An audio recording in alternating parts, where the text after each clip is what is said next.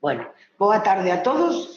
Un ano máis continuamos cos actividades que organiza o Arquivo Histórico Provincial de Pontevedra con motivo do Día Internacional dos Arquivos. Son Carmen, a directora.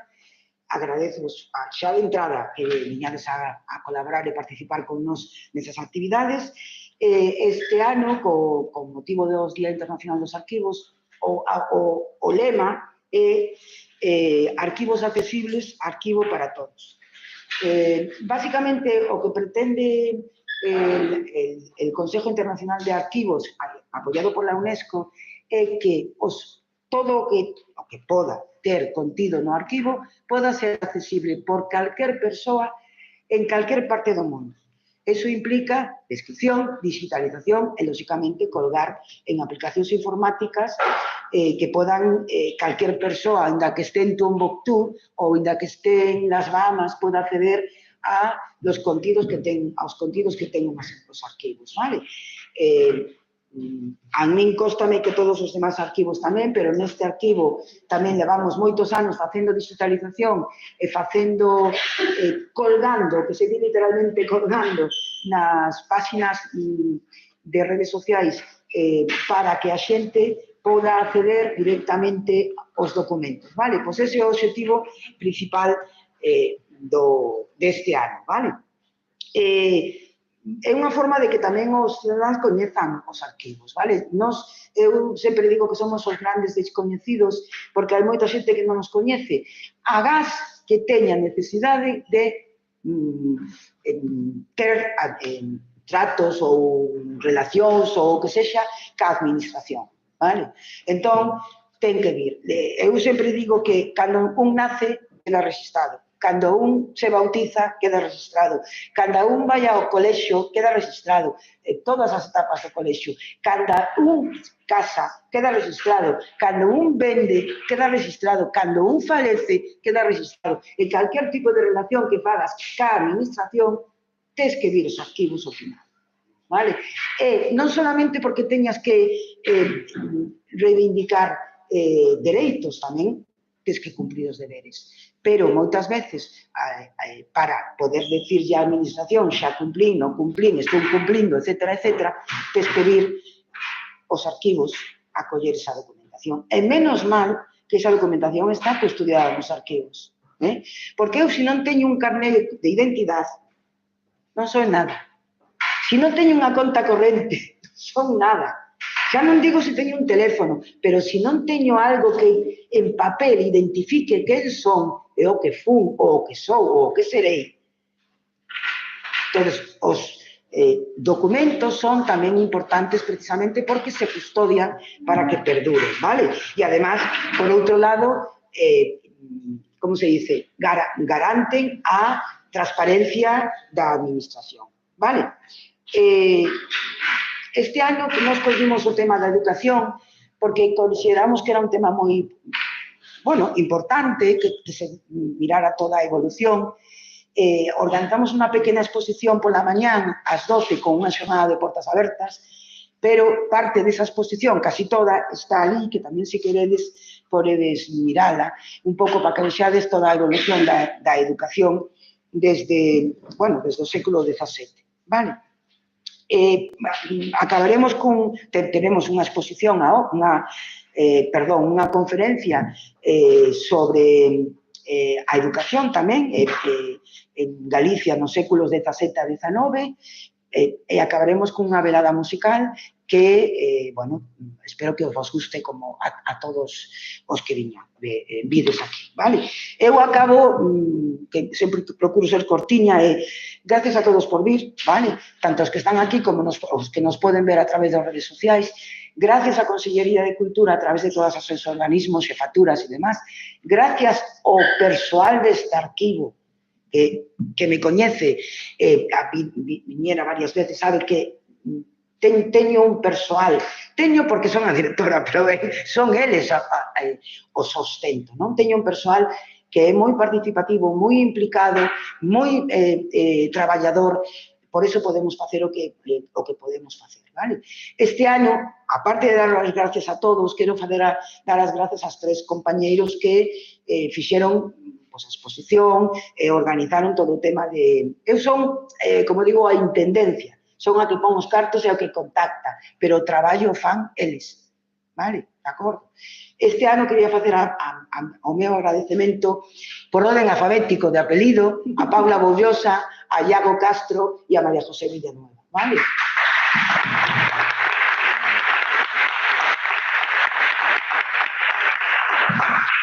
Bueno, para para non alargar máis, graciñas de novo, vou a presentar a conferenciante, vale? A conferenciante chámase Ana María Sisto Barcia, ten un historial como ten casi todos os ponentes que veñen aquí. O teu en concreto era de 49 páxinas, pero non podo alargarme tanto, vale? Entón, bueno, solo isto, de acordo? Vou a falar solo isto, pero Ainda se podía cortar un pouquinho máis. Non, hai cosas que non, pero bueno, permitime de leer, porque, bueno, hai tantas cousas que... Ana María Sisto Barcia é doutora en Historia e Premio Extraordinario de Doutorado pola Universidade de Santiago de Compostela. Foi docente da Historia Moderna das Universidades de Santiago de Compostela e de Vigo. En actualidade está vinculada á Universidade de León, donde exerce como profesora do Departamento de Historia na área de Historia Moderna. Realizou estancias de investigación en París, México, Argentina, Coimbra, etc. E formou parte de proxectos de investigación de I+D+I españois e europeos. Entre outros premios, foi galardoada co Premio de Investigación Xesús Ferro Couselo no ano 2011. As súas liñas de investigación están relacionadas coa historia social, a historia cultural e a historia das mulleres do norte peninsular. Neste sentido, é autora de diferentes estudios, libros, capítulos de libros e artigos científicos no ámbito nacional e internacional. Eu vou a ler solamente algúns dos títulos dos artigos ou dos libros, vale? Non me estendo máis porque es que senón non acabaría. Se son moi corta, o sinto, pero é imposible. Entón, algunhas das súas publicacións son Desafíos e retos en la historia rural, el acceso femenino a la cultura letrada a fines del antiguo régimen, Mujeres en conflicto, mujeres ante la justicia, siglos XV-XIX, letras entre ruecas, redes y arados, mujeres y cultura letrada en Galicia, siglos XVII-XIX, cultura letrada y alfabetización do Baixo Ulla, séculos XVIII-XIX, a educación en clave de xénero, fontes, tendencias y metodologías, as mulleres e os estudios culturais en España, nuevos retos, mezclo gallego e castellano porque así están los textos, nuevos retos y viejos desafíos de la historia rural, los estudios de la cultura letrada femenina en época moderna. Solas y silenciadas, la negación de la justicia a las profesoras arrepentidas. Los colegios de doncellas gallegos en el siglo XVIII, tradición y renovación. Letras desdibujadas, la formación femenina a finales del antiguo régimen. Las campesinas y las letras, alfabetización y analfabetismo en la Costa da Morte a finales del antiguo régimen. La educación femenina en Galicia a finales del antiguo régimen y, por último, y solo es una pequeña muestra, ¿vale? Maestros y escuelas en la Galicia rural a finales del antiguo régimen, un método y diferentes perspectivas. Yo creo que lo que está mostrando, aparte de muchísimas más cosas, pero que de educación de Galicia y de mujeres sí que sabe. Muchísimas gracias, ¿vale?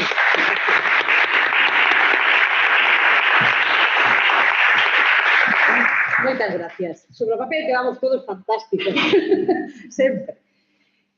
Boas tardes a todos e a todas. É un placer para min estar aquí. En primeiro lugar, quero lle dar as gracias aos membros do arquivo pola invitación que me fixeron para estar hoxe aquí. Ademais, para falar dun tema que me é moi próximo, porque precisamente a historia da educación e tamén da alfabetización é unha das liñas de investigación nas que eu me iniciei, por tanto, na que eu ingresei no campo da historia como investigadora e, por tanto, tamén lle teño moito cariño ao tema. Facer historia da cultura é complexo polo tipo de fontes que hai que empregar. Bueno, tamén é complexo abordar outros ámbitos da historia, non cabe lugar a dúbidas. Pero, neste senso, para facer historia da cultura, para estudar a escolarización, para estudiar a alfabetización, hai que traballar con fontes indirectas. As fontes directas soas hai para períodos contemporáneos, século XIX, século XX. Que significa isto? Pois que empregamos fontes documentais que non foron feitas, non foron elaboradas para os estudos que nos as aplicamos. Eso trae desafíos, hai lagoas de información. Claro, para recuperar a información e reconstruir a rede escolar no pasado, sobre todo no antigo réxime, hai que acudir a infinidade de informacións e de fontes. Hai que acudir a protocolos notariais, hai que acudir á documentación da Igrexa, hai que consultar a documentación dos reximentos urbanos, hai que contrastar tamén coa documentación xudicial, con fontes literarias, é dicir, hai que intentar consultar a meirande parte da información, contrastala, completala, pois aí está a clave do noso traballo como investigadores. E, por tanto, a elección que este ano fixo o arquivo seleccionando este tema pareceme xustiza tamén para o tema da historia da escolarización e a historia da cultura, xa que é unha liña de investigación que só se pode facer con traballo arduo de arquivo. Por outra banda, eu vou falar, como poden vostedes ver na presentación, da educación en Galicia nos séculos XVII ou XIX. O marco elixido é Galicia, por tanto, é o marco cronolóxico finais do Antigo Réxime. Ainda que o título é longo, vou falar máis do século XVIII e do século XIX, pois aquí é cando se produce a metamorfose do sistema escolar, cando se transforma, cando se engrosa, por ende tamén lle vou a dar maior importancia na miña intervención. E logo, o marco é Galicia, por tanto, sabemos que vamos a falar dun contexto rural. Un contexto rural e un contexto campesino. As élites sempre ocuparon un peso poboacional moi minoritario. Sabemos que é un contexto, en esencia, rural, con poucas vilas de pequeno tamaño, poucas vilas e poucas cidades, para que vexan vostedes ata que punto o mundo rural, a finais do século XVIII, só o 8% da poboación galega vivía en núcleos urbanos e núcleos de pequeno tamaño. Por outra banda, a Galicia, o reino de Galicia do Antigo Réxime, hasta que se transforma no século XIX, espacialmente ocupaba moi pouco dentro do ámbito nacional, apenas un 5%, pero a poboación galega representaba máis do 13%, en torno ao 13% da poboación, isto é significativo. Pero tampouco hai unha única Galicia, non? Hai varias Galicias dentro do reino de Galicia, varias estructuras poboacionais, familiares, económicas, culturais tamén, dentro desta Galicia. Para resumir as cousas, hai dúas grandes Galicias, a Galicia atlántica, a Galicia do millo, a Galicia da familia nuclear, a Galicia da economía diversificada e logo a Galicia do interior, con excepcións, claro, por exemplo, a Mariña, pero a Galicia do interior que é a Galicia do centeo, do cereal tradicional, a Galicia onde ten maior peso a familia extensa, tamén que ten unha economía máis tradicional, menos dinámica, e estes son os dous polos. Estas dúas Galicias van a ter redes escolares diferentes, e isto vai ser así ata o período contemporáneo máis recente. Mais aló desta presentación, quédame por mencionar algún aspecto, e é o enorme, o tremendo diferencial sexual que hai no tema da escolarización e no tema da alfabetización. As nenas escolarizábanse menos, tamén se alfabetizaban consecuentemente menos. Para que vexan ata que punto a diferencia é notable, o censo de 1860, o primeiro que recolle as taxas de alfabetización en España, que poden nos parecer que as cifras son un pouco impersoais, pero neste caso son demoledoras, porque o censo pone manifesto que Galicia tiña a taxa de alfabetización masculina máis alta do Estado e a taxa de alfabetización feminina máis baixa do Estado. Tamén. As mulleres educábanse menos, a súa educación comportaba un maior custe, oportunidade para as familias, unhas familias que vivían nunha economía de subsistencia.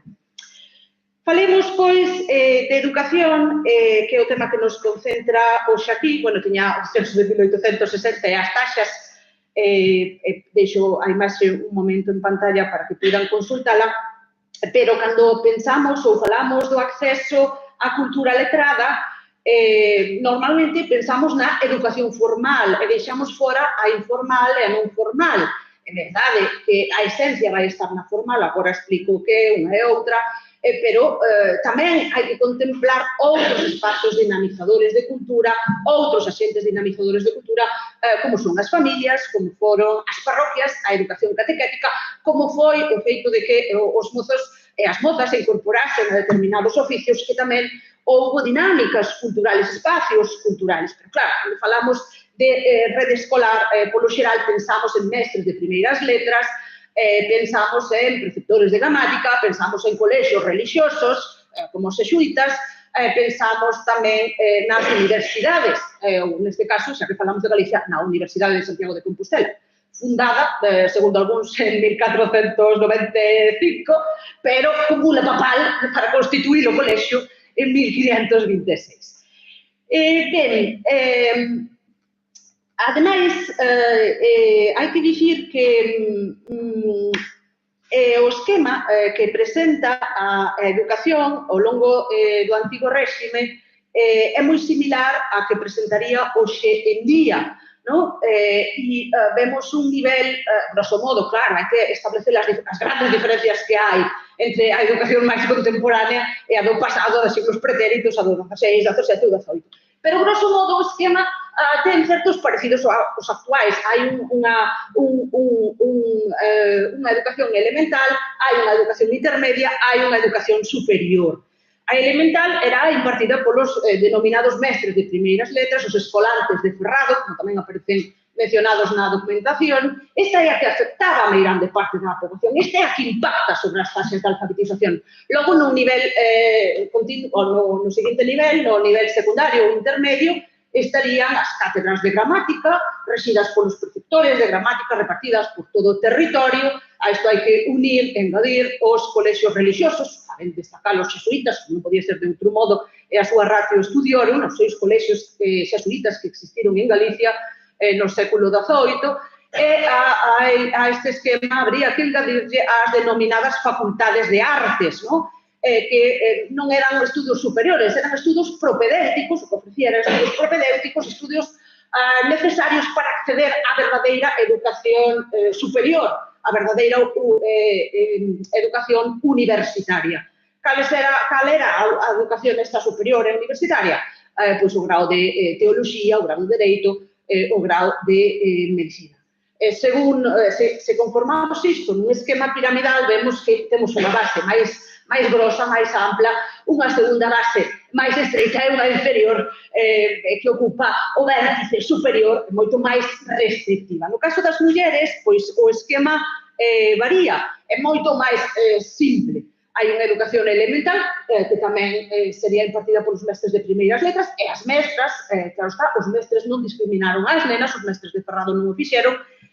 Logo teríamos a continuación tamén que mencionar a labor docente levada a cabo en mosteiros e conventos, a educación conventual para a élite, solo reservada para os sectores privilexiados, e a este esquema tamén habría que engadir a labor realizada en institucións benéfico-asistenciais.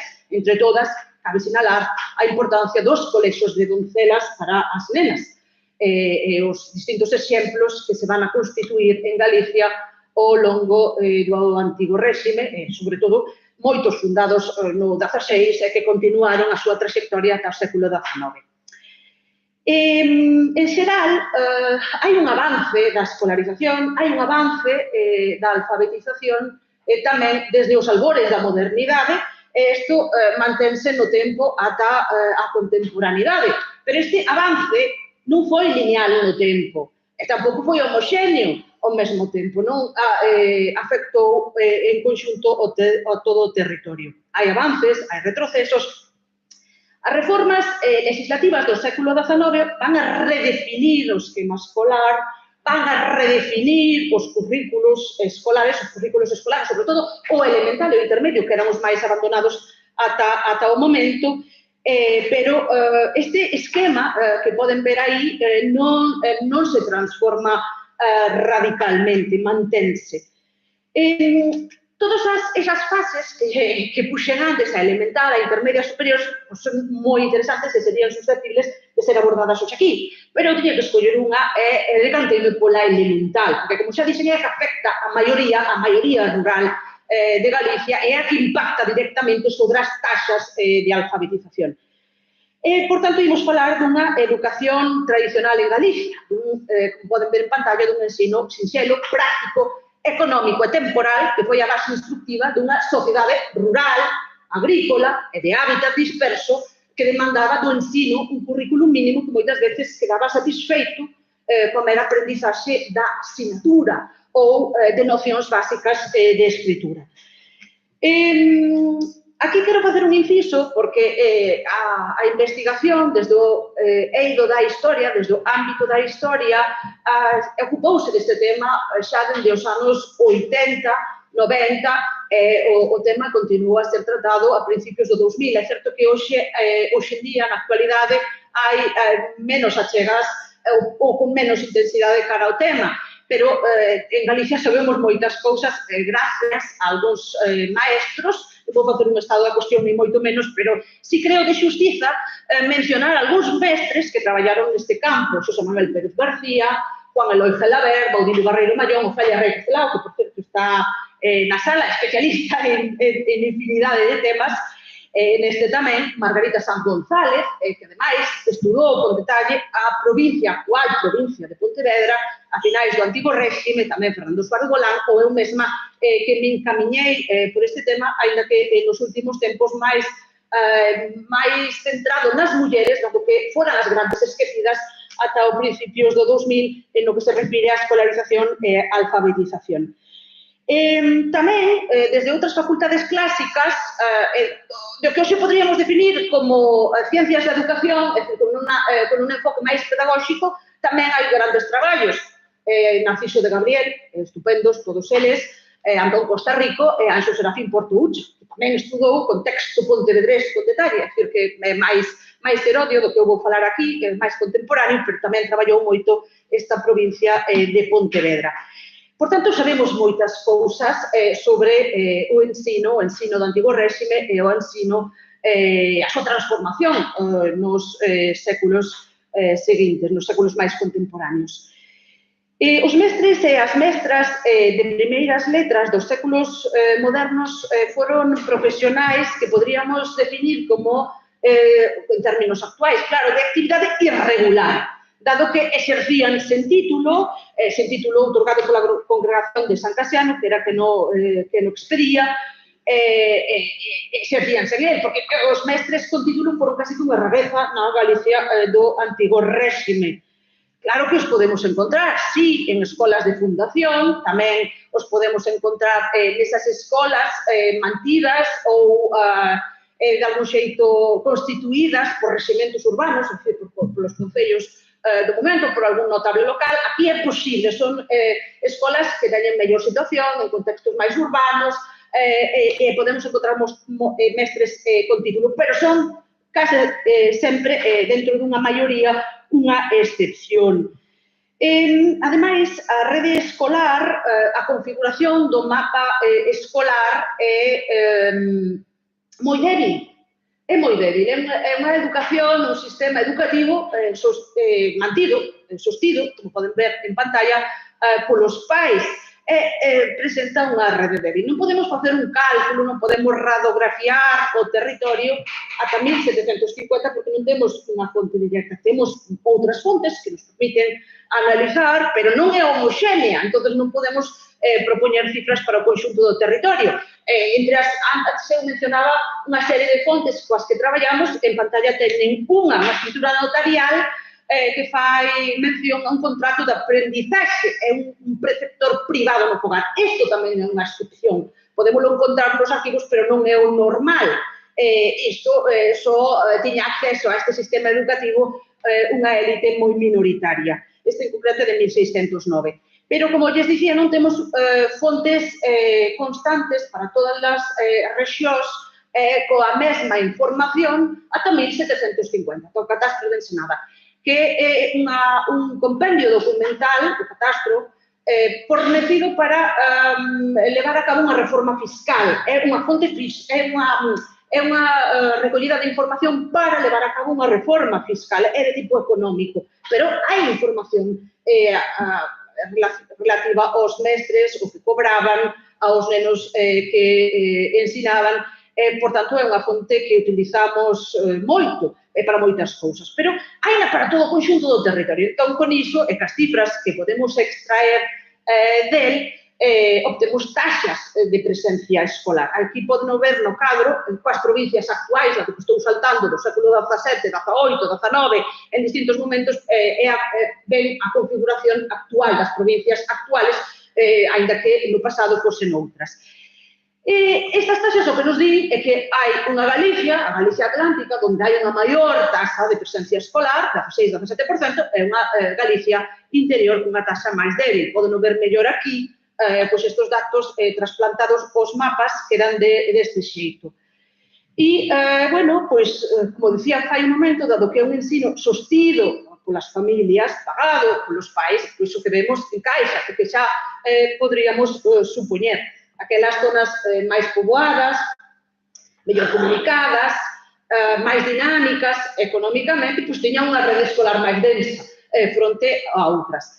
Neste esquema, claro, escapan as escolas de fundación, porque esas son constituídas por emigrantes enriquecidos que fundan escola no lugar onde proceden, con independencia do desenvolvemento económico-social da rexión. Pero, polo demais, o resto sí encaixa a perfección. E, ademais, isto encaixa cos resultados que se obteñen para a provincia de Pontevedra, que, como podían ver no mapa anterior, era que presentaba un mellor estado de tasa de escolarización, de tasa de presencia escolar en 1750, porque, efectivamente, é unha zona máis poboada, ben comunicada, é unha zona con moita poboación, de feito, tamén ten importancia a emigración e, ademais, hai unha serie de vilas, de pequenas vilas repartidas polo territorio que vertebran o mesmo. Entón, de aí tamén os resultados. Este ensino de componente rural era un ensino no que a coeducación, é dicir, a convivencia de nenos e nenos nas escolas, era o habitual. E, como dicía fai un momento, os mestres de Ferrado non discriminaron as nenas, pero non se formaron nas mesmas proporcións nenos e nenas. En este senso, é moi indicativo o censo de Godoy. Non os quero aburrir coas cifras, con taxas, ni cousas parecidas, pero algunhas veces sí que convén fixarnos nas mesmas, porque son demoledoras, e aquí o son. O que nos dice o censo, explícollo, é que só participaban no sistema formativo o 2% das nenas en idade escolar. Fronte a isto, participaban en torno ao 18-19% dos nenos. As cifras son baixas en ambos casos. Si consultamos a nivel nacional, temos un 12-13% de escolarización feminina e un 40% de escolarización masculina. Pero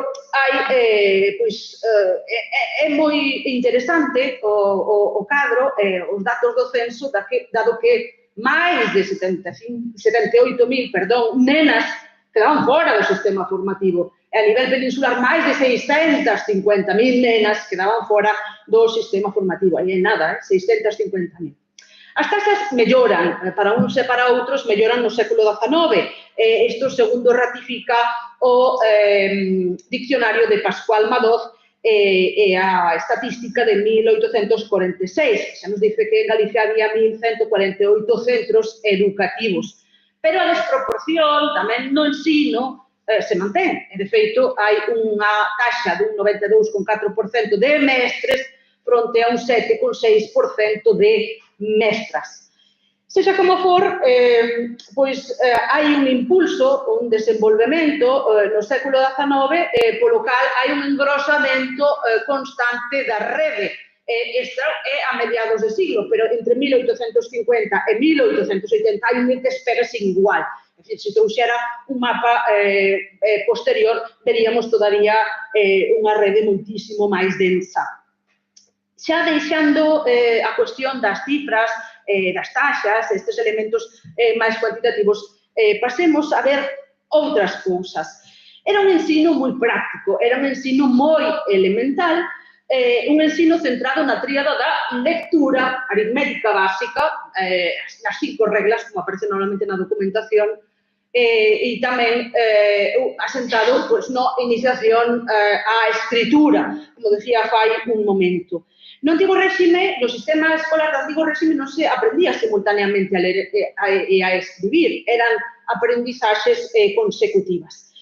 E ata finais, ou bastante avanzado, mellor dito, bastante avanzado, o século XIX, cando verdadeiramente a presión aumenta, predominaron os mestres sen título, sen apenas coñecementos pedagóxicos, sen un método docente definido e con moi poucos materiais.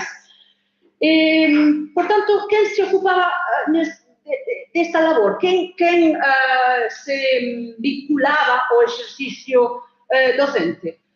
Pois, ou ben persoas con incapacidade laboral, que por algún problema ou por vellez non podían realizar outro desempeño, ou persoas con algúns coñecementos e que se vinculaban ao ensino como forma de complementar as súas economías. Era un oficio pouco valorado a nivel social e pouco remunerado tamén a nivel salarial. Deste xeito non se pode falar de escolas como un edificio pedagóxicamente constituído para o ensino ata o século XIX, ata bastante avanzado o século XIX.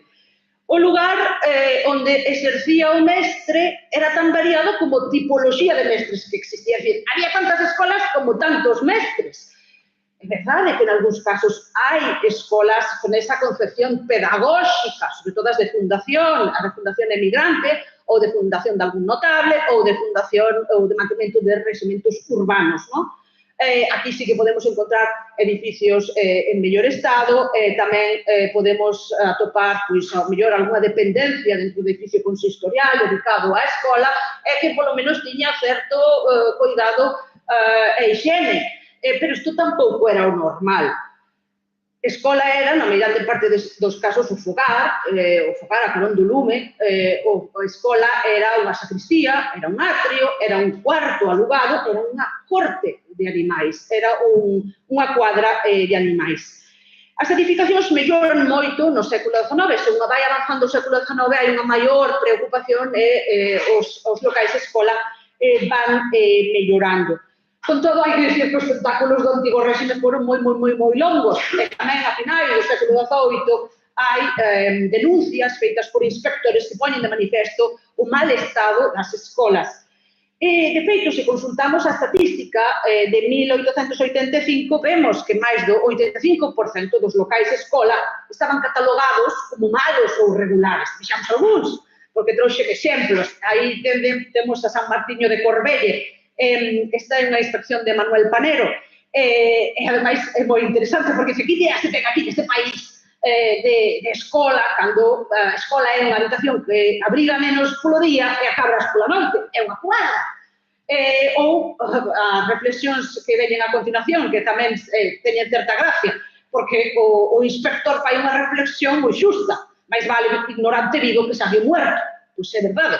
E o mesmo hai na seguinte. Tamén teño un fragmento dun xornal do Faro de Vigo de 1882, pois este debate, esta preocupación tamén se filtrou na prensa. E o mesmo, bueno, antes quero lles ensinar outro, porque non todos eran malos, tamén había escolas, neste caso, unha de fundación, con bens, con un ambiente moito máis higiénico e mellor, e tamén o quixen traer. Bueno, hai que todo hai, excepcións tamén. E, en canto ao enxoval, é dicir, os materiais empregados no ensino foron moi escasos, sobre todo nos séculos XVII, XVIII, pero tamén foron moi escasos na meirande parte das escolas do século XIX. Non era raro que no antigo réxime os nenos aprendesen a escribir coa documentación que había na casa. Isto quer dicir, partillas, pleitos, que había tamén, copia, me refiro, documentación notarial de diverso tipo, correspondencia, cartas de algún familiar emigrado ou algunha estampiña religiosa. Para aprender a ler todo servía.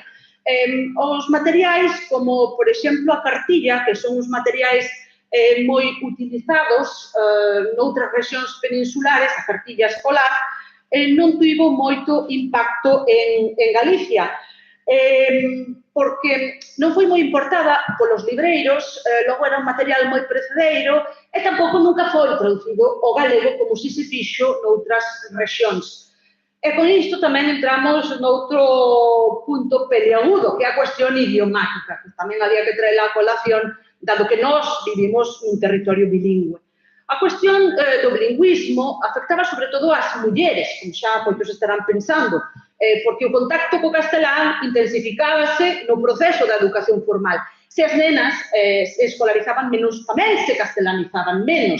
isto era un problema tamén cando elas iniciaban o seu periplo migratorio.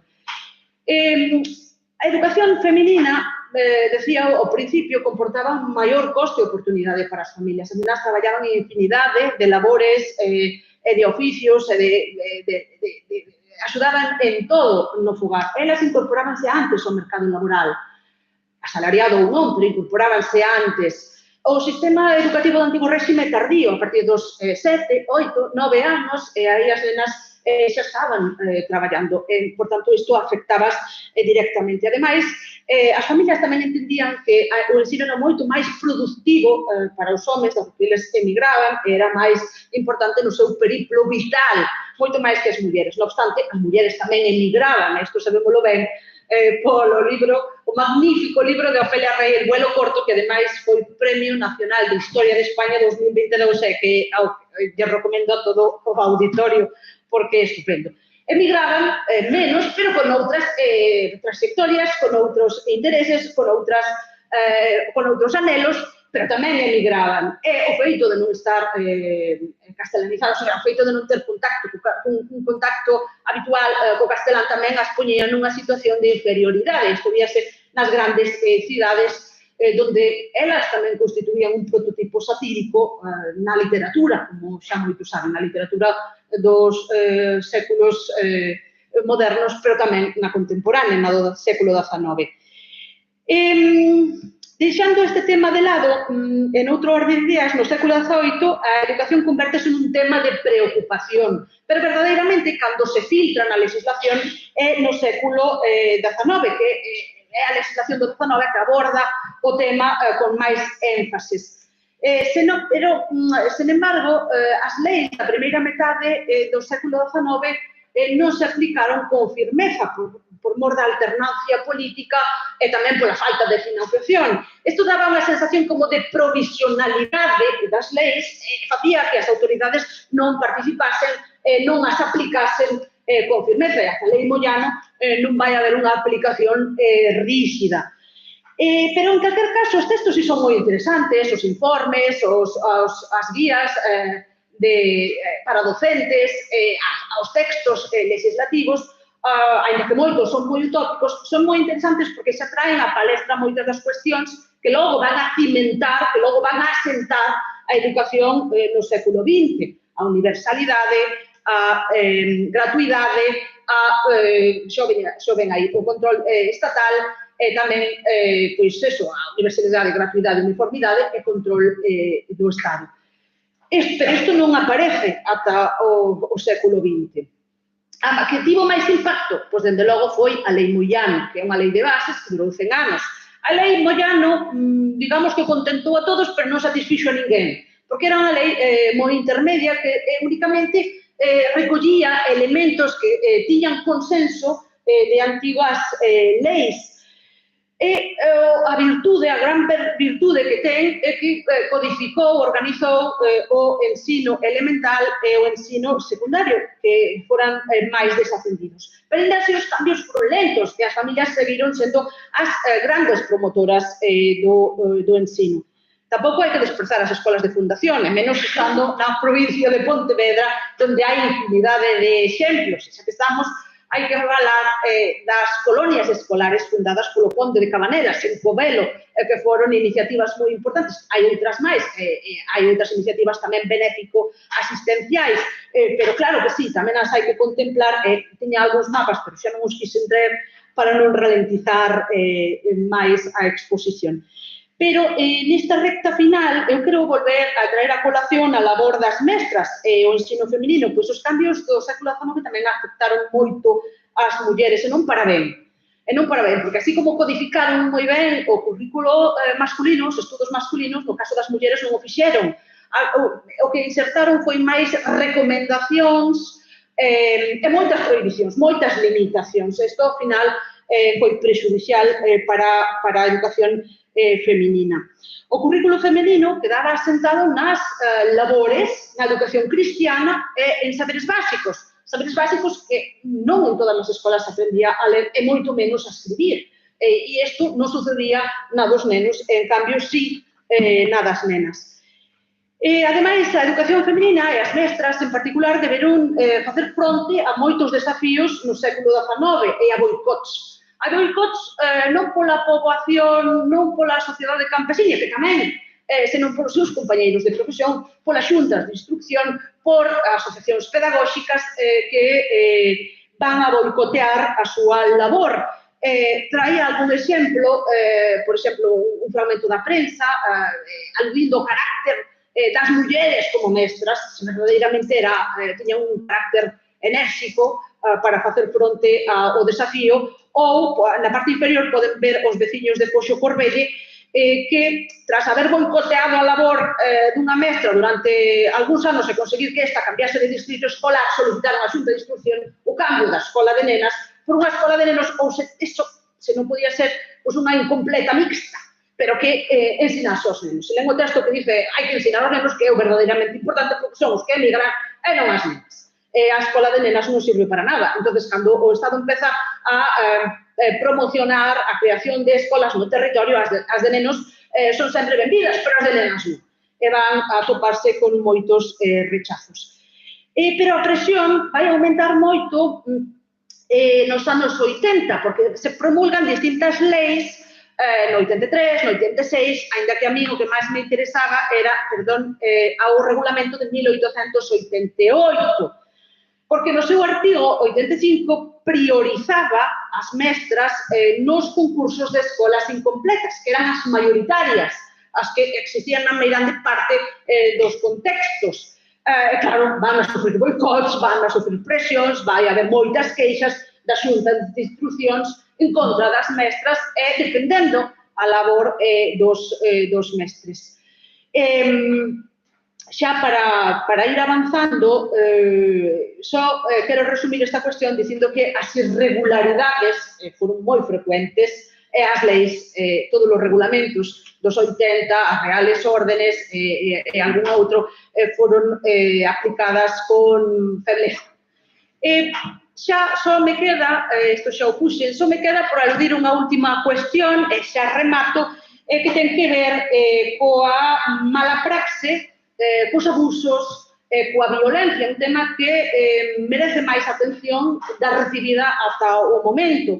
Pero o gran problema que temos é que nas fontes de antigo réxime, para os séculos XVI, XVII e XVIII, non hai moitos casos, porque o sistema judicial só chegaban os casos máis sangrantes, os máis definitivos, os máis duros. Non entraban os outros, que se resolvían pola vía de acordo, polo sistema paraxudicial. Entón, non hai tantos como hai para o XIX, cando hai moito máis control, moito máis vigilancia, e, por tanto, hai infinidade de exemplos. Non todos verdadeiros, tamén hai moitas denuncias falsas. Para que vexan algúns dos exemplos de violencia contra os nenos, trouxen algúns casos escollidos de distintos contextos, por exemplo, o na vila de Padrón, onde un neno quedou impedido con problemas motores e neurolóxicos por unha causa moi pequena. Non sabía decir a oración en latín e dixo en castelán e ao final acabou lóxicamente moi mal. Este foi un caso xulgado pola Real Audiencia. Ou tamén era común que os castigos fosen tan severos que provocasen algún daño nos nenos, como amputacións de dedos ou pérdida de ollos, porque coa vara podían pasar moitas cousas. Tamén poden ver, no último caso, como se comportaba un cura párroco, e tamén mestre de nenos, en San Miguel de Reinante, en Lugo, que los castigos que emplea cuando se encuentra en la escuela son el tirarle de las orejas fuertemente, pellizcarles los brazos, escupirles en la boca y trillarles los pies. Bueno, isto que, como xa digo, chegaba ao sistema judicial de forma moito máis escalonada nos séculos modernos, para o XIX, son moito máis fáciles de encontrar e hai máis informes sobre a mala praxe nas escolas. Pero hai que dicir que houve permisividade co castigo físico. Non hai legislación que o proíba, non hai tampouco guías docentes que o condenen. Hai algunhas que recomendan maior tibieza para tratar aos nenos, pero non hai unha condena nunca expresa. Enténdese que o castigo físico, con moderación, e con prudencia está benvido. De feito, nos sistemas formativos do século XIX recoméndase os sistemas de premios e castigos, claro, con certo control. E, de feito, trouxen, ven na parte inferior o regulamento de 1825, donde fala dos castigos aflictivos, e de como son tamén útiles no ensino. Pero o maior problema que se encontraban as autoridades para facer frente ao problema é que, valga a redundancia, de problema, pero é que moitas veces as familias non ratificaban as denuncias, establecíanas nun primeiro momento, pero logo non as ratificaban polo que a violencia, ese maltrato, quedaba impune de mestres e mestras. Dentro do total de denuncias presentadas a finais do século XIX, nos anos 70 e 80, un 48% refírese a malos tratos efectuados por mestres, violencia física perpetrada por mestres e un 14% de violencia física perpetrada por mestras. Claro, nestes informes, por mala praxe, caen outras afrentas, o absentismo, a embriaguez, ao malo coñecemento dos saberes elementais, etc. A coeducación foi un problema para algunhas autoridades e foi unha cuestión largamente condenada pola Igrexa. A Igrexa entendía que a convivencia de nenos e nenas nas escolas insensibilizábaos de toda a idea de pudor e, por tanto, estaba en contra, ademais, que sostiña que isto podía ter consecuencias nefandas, e si as tiña, efectivamente. En canto aos abusos sexuais, cabe dicir que foron máis habituales os abusos a nenas que a nenos, según o que está constatado na documentación conservada nos arquivos. As nenas sufriron máis. Trouxenlles algúns exemplos, por exemplo, un dos máis significativos, o de San Lourenzo de Fustans, onde un mestre abusaba sexualmente das nenas. Este foi un caso que, ademais, a xustiza tratou con moito cuidado e dilatouse moito no tempo, porque o mestre tamén se defendeu e alegou vinganzas veciñais, pero as probas médicas efectuadas ás nenas non daban lugar a dudas de que o mestre abusaba das mesmas. Claro, estes casos hainos, e moitas veces tamén, cando vemos os casos, a continuación aparece a reflexión que facían as autoridades, os inspectores, ao respecto do mesmo. Son interesantes, son documentos interesantes porque tamén nos falan do límite de acción que tiñan as autoridades.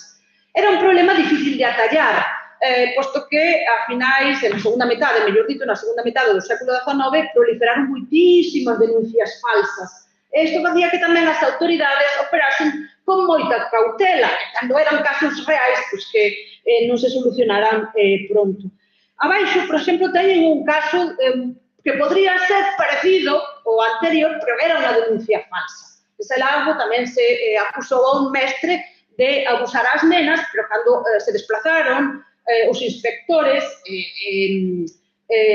interrogaron os nenos e as familias, isto non aparecía, só decían cousas boas do mestre. Ao final, aquí o que pasaba era que o cura párroco non leiraba co mestre, que buscaba que fose sustituído por outro, e de aí que xurdira esta denuncia. Isto, como xa digo, foi moi habitual. As autoridades sabían que había problemas veciñais, e sabían que os caciques locais tamén moitas veces querían que trasladasen o mestre e que conseguira a plaza para colocar a unha fin. E cando o Estado comeza a proporcionar financiación, tamén vai haber un certo interese económico por parte das autoridades por facerse con esta financiación. Entón, isto xustifica que operase con cautela.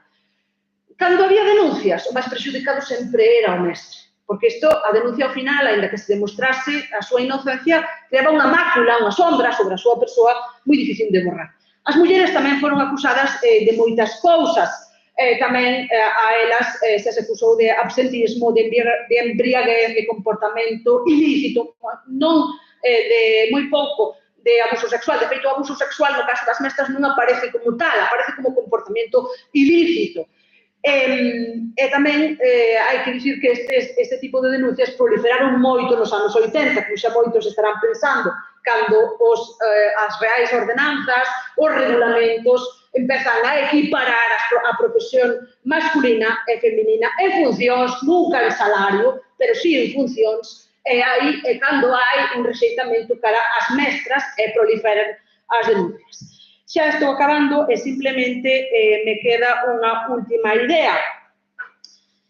E é que na segunda metade do século XIX tamén aumentaron as queixas pola calidade da educación, polos resultados obtidos no proceso formativo. Isto é moi interesante porque é síntoma dun avance social, dun cambio de consideración cara ao oficio do mestre e tamén cara ao valor da cultura letrada. E xa con isto remato. Moitas gracias.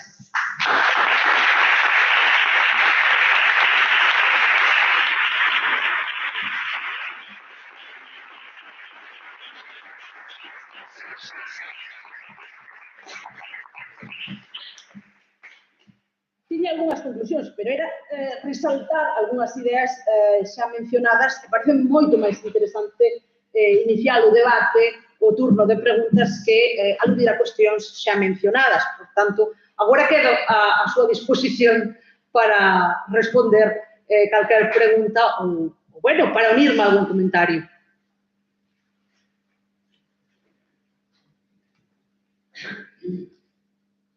No caso das...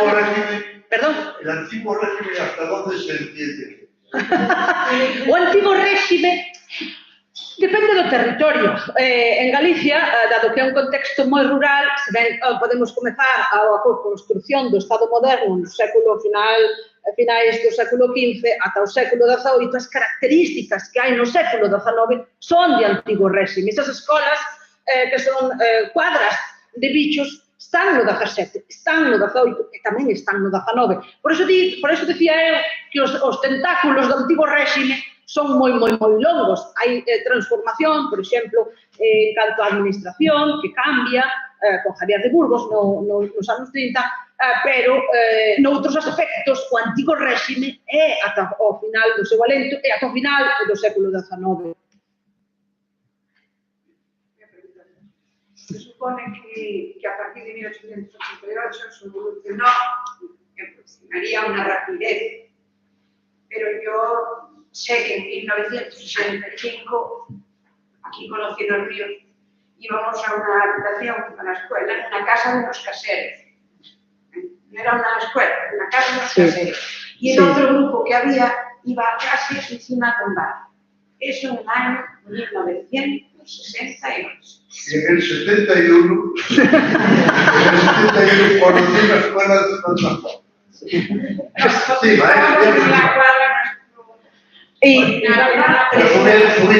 había un texto que nos llevó 100 años después, el progreso fue tan lento. Sí, porque ademais a escola franquista tirou con moitos dos avances, foi unha volta atrás, entón xa aí houve cambios, pero nesa progresión, que eu non seguín adiante, non trouxen máis mapas, que vai engrosando, que vai completando a rede escolar, isto vese moi ben ata os anos 80. Logo hai un freno, unha ralentización, un crecemento ao final, e no século XIX tampouco é constante. Hai un maior crecemento a partir dos 30, 40, logo outra vez unha caída, hai avances e retrocesos. E nos que somos do mundo rural, o rural urbano no meu caso, pero do mundo rural, sabemos que as escolas, eu buscaba este texto do Faro de Vigo porque podría ser trasladado aos anos 60, 70 ou 80. El último rincón de un barrio de obreros ou unha casa máis pobre da aldea suele, por desgracia, en nuestro país instalarse na escuela. Isto foi verdade ata épocas máis recentes, cando verdadeiramente tamén hai moito máis financiación do Estado, moito máis control, e así se construen as escolas con outros conceptos. Antes, por iso, a pesar de que na exposición hai magníficos exemplos de escolas de fundación, porque existiron, iso non era a tónica xeral do territorio, por iso eu o contrastaba cos textos e cos elementos. Claro que iso existiu, sí, e foi maravilloso, pero o normal era que era o outro. Esas cuadras, esas escolas en mal estado, sin materiais, donde exercía un mestre abusivo, bueno, nalgúnas e noutras non. Eu sí que coñezo casos de moitos mestres abusivos bueno, porque a familia fala, porque os pais dos amigos, etcétera, etcétera, e mestres abusivos houve ata onte, se botamos a vista atrás. Pero entón, si falas de que a evolución vive tamén polo Estado, non? Polo goberno. Sí. E hai maior financiación, pero non total. Claro, pero a importancia, entre comillas, o que dices es que o común é o que se está comentando. Pero hubo excepcións, a non se atopamos algún nos documentos, fundacións, persoas privadas, emigrantes, etcétera, etcétera, que a veces era a única escola que había neste concello, e que se non fora por, chamémoslle privado, ou non sei como chamarlo, pero que non era o Estado, que non cumplía as condicións do Estado, se non fora por elas. Sí, foron moi importantes. En Galicia foron fundamentais. As escolas de fundación hai no 15, no 16, no 17, no 18, no 19 e tamén no 20, porque tamén hai fundacións escolares no 20. O maior desafío das fundacións era o mantemento das mandas piadosas, que eran moi fortes ao principio, pero logo tamén se diluían, porque a corrupción estaba presente, e iso afectaba moito. Por iso é común ver que hai fundacións escolares moi robustas e que 10 anos despois non teñen fondos e necesitan asistencia dun notable local, do reximento urbano, para mantelo local, que no seu momento se puido construir cos bens, pero que xa non queda ningún fondo. Logo, cando falamos de avance da escola pública e da escola con financiación estatal, non era gratuita, nunca. As familias tamén tiñen que contribuir, que fose sostida polo Estado e que aparezca nas fontes designada como pública, non quere dicir que fose gratis. E claro, isto en contextos de maior necesidade de economía de subsistencia, pois había que escoller que nenos queneas. Pero as escolas de fundación son fundamentais, e, por exemplo, en contextos lucenses, que a veces nos chaman a atención, porque claro, cando estás reconstruindo os mapas, estás verificando, claro, sí, esta zona é moi dinámica, sí, esta zona hai unha economía moi diversificada, desenvolvemento de traballo textil, e todo encaixa, hai moita poboación, de feito hai moita emigración, e de repente hai outra rexión que se xa do outro contexto completamente diferente, da penillanura coruñesa, por exemplo, ou máis do interior, onde non hai nada disso, de repente aparece unha fundación magnífica.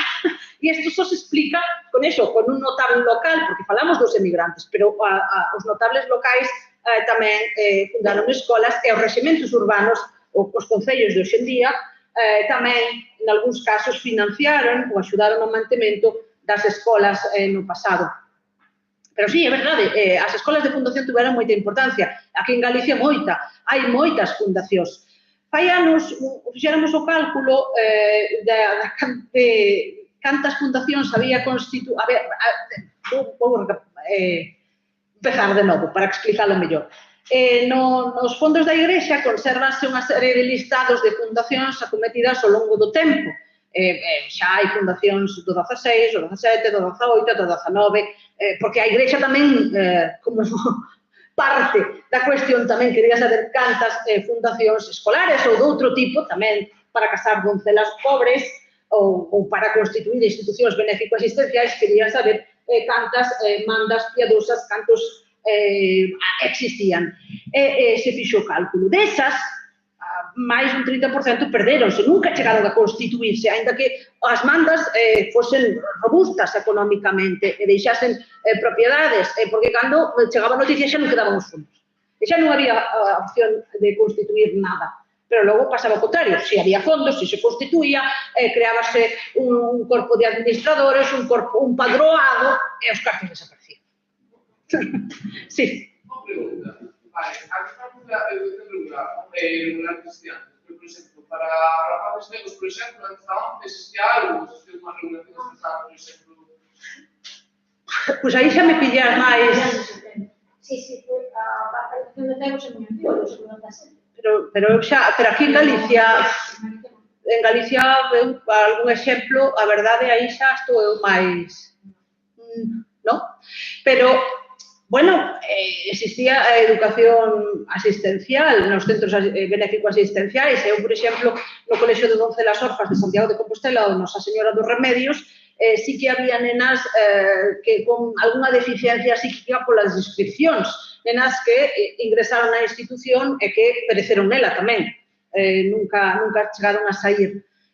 Pero logo así de institucións constituídas para a súa atención tampouco é un tema que eu traballara moito ou nada, ata o momento, pero non sei. Quizás Ofelia, que traballou de tipo de... Unha rapaza máis publicouse a 11, que é única no mundo, única, crease no Seclatas, en Madrid.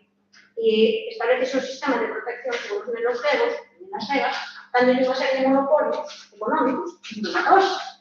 E entonces é o único país que ten un sistema regularizado de atención aos nenos cegos e outro moi importante aos nenos e nenas son do mundo. Aí a imprenta foi fundamental. Un dos primeiros libros que se imprimeu no mundo foron os manuales para o ensino do lenguaxe de signos, de formación para mestres de todo o mundo. O sea que... Non sei se en Galicia teríamos que facer alguna indagación, pero a verdade, nas estatísticas xerais nunca vi mención. Ao mellor un día aparece e levamos unha sorpresa, unha alegría.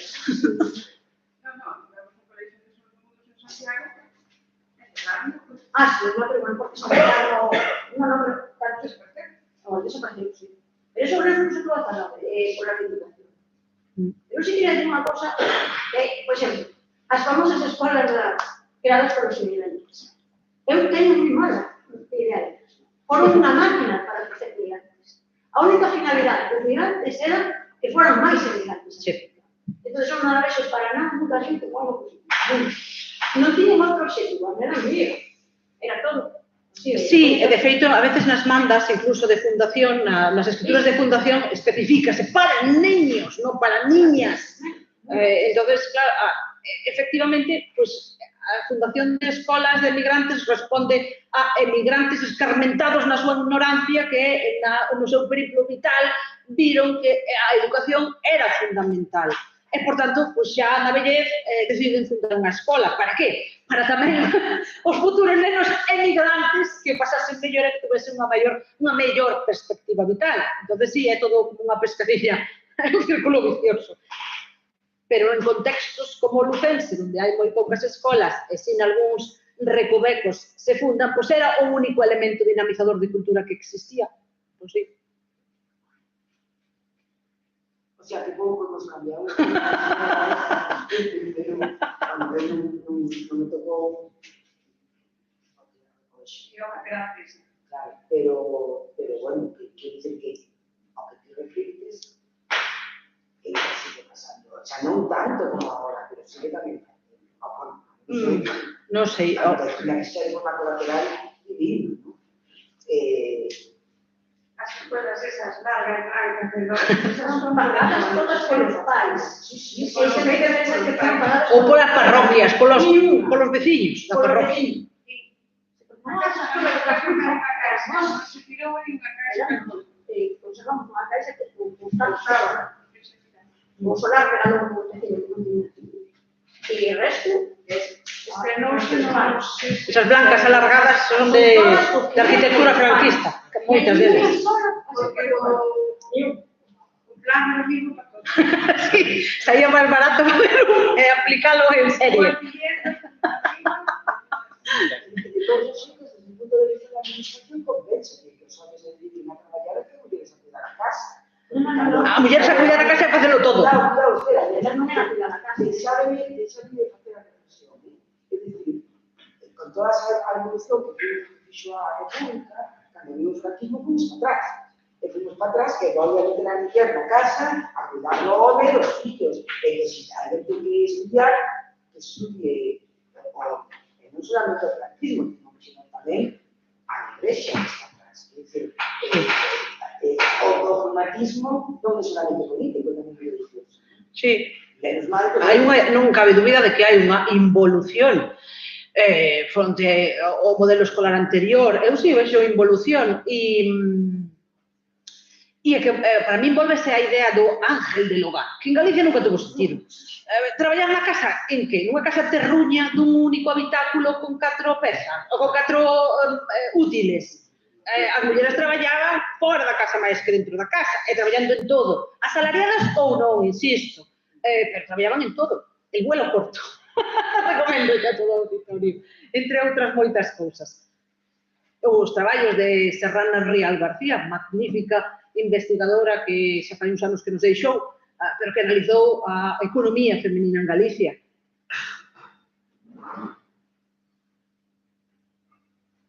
Vale, pues muchísimas gracias. Gracias.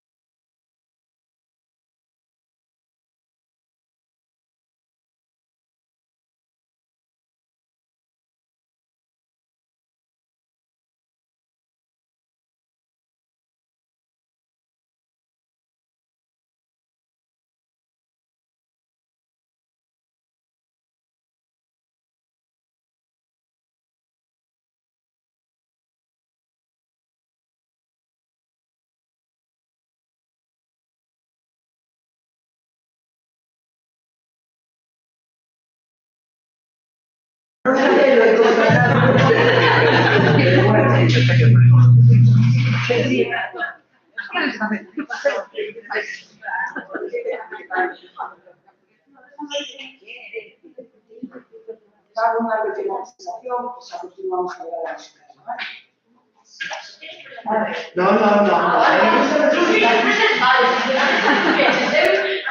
Bueno,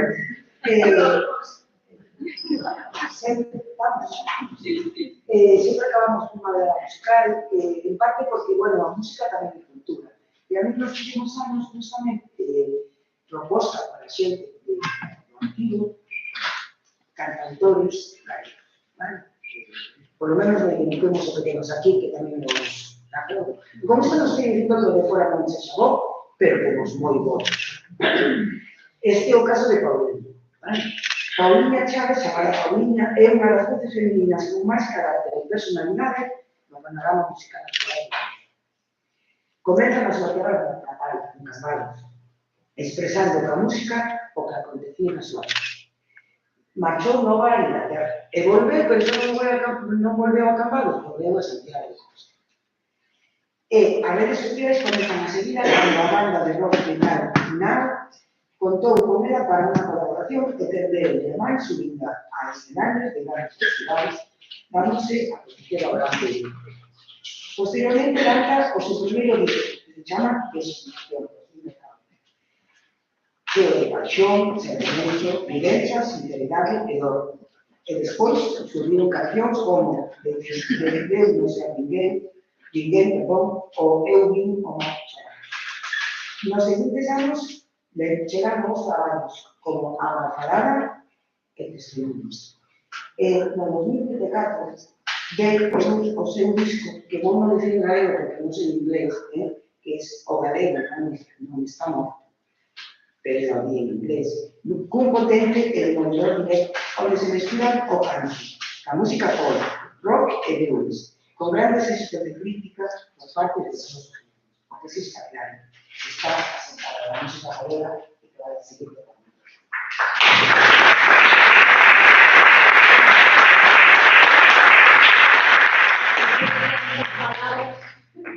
Que me dá muchísima vergonza. Teño que dicir que estou moi emocionada por estar hoxe aquí e máis de poder cantar despois de este falagorio tan maravilloso que acabamos de ter, porque non sei se se alinearon os astros, ou que pasou, pero a directora deste arquivo histórico non sabía que eu estou rematando o mestrado de profesorado agora mesmo. Estou moi feliz e moi emocionada de poder participar nestas xornadas despois de ver a paixón que lle pon é maravilloso, porque se algo fixo sempre tomar o ensino superior, porque eu, quando chego e nova, eu empecé a traballar como 9 anos, tiña unha panadería ali na Modia, de Cambados, non? Combinaba o estudo, pois, coa axuda da miña avó, a panadería, etc. E foron os profesores, despois de da volta esa que fixo de Inglaterra, que estuve traballando ali de Camareira, que os profesores guiaronme e determinaron moitísimo por mí para ser estudando, pero claro, combinar traballo de educación pública moitas veces non é doado, porque tens asistencia a clase e a panadería ten horarios moi xertos, non? E despois a hostelería, copa, restaurantes, dependenta, combinei coa música, e agora pois atopo xa de portas para poder opositar, e para mí, de verdade, é un soño, porque creo que a educación pública en Galicia merece de profesores conscientes como os que a mí me ensinaron. De verdade que estamos traballando por e para que as nosas mozas e mozos, que eu vexo pois agora igual un pouco arredados, non? Do que ven sendo os contidos, esa paixón que lle ponen os mestres e mestres por ensinar e gamosarle fora do que é a figura do escritor ou algo que ven sendo a historia de España, valores escénicos, pois que representan aquí, que realmente son moi significativos, que a mí me fixeron cantar, fixeronme protagonizar unha película, fixeronme ser quen son, dou as gracias a esta raza e a este legado que foi deixando, porque para mí de verdade é inmenso, que me guiou de verdade como profesoras e profesores.